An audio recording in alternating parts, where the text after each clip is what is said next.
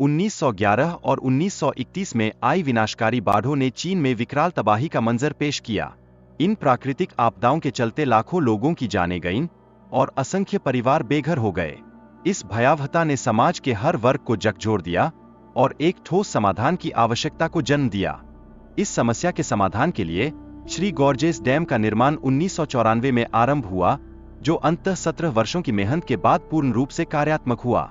यह बांध न केवल चीन की बाढ़ नियंत्रण की क्षमता को बढ़ाता है, बल्कि यह दुनिया की सबसे बड़ी ठोस संरचना भी है, जो तकनीकी उपलब्धियों का प्रतीक है।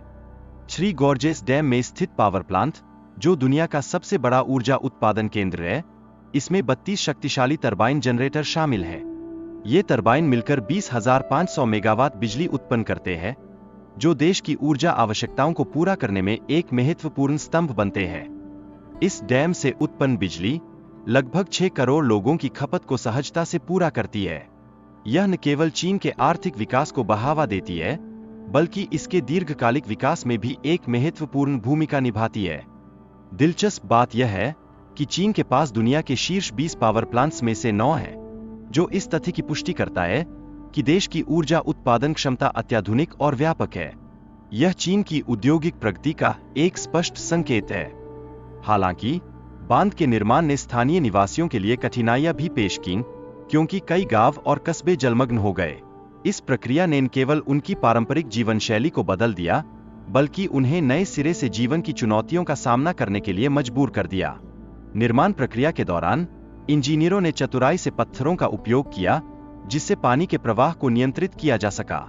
यह उनकी तकनीकी दक्षता और समस्या समाधान की क्षमता को दर्शाता है, जिस पर आज भी गर्व किया जाता है। बांध ने न केवल बाढ़ को नियंत्रित करने में मदद की, बल्कि यह ऊर्जा उत्पादन के क्षेत्र में भी क्रांतिकारी साबित हुआ है, जो ऊर्जा की मांग को संतुष्ट करता है।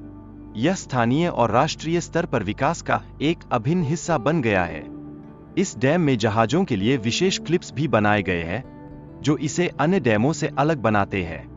ये तकनीकी नवाचार न केवल जल स्तर को 100 मीटर तक बढ़ाते हैं, बल्कि जल परिवहन को भी सुगम बनाते हैं।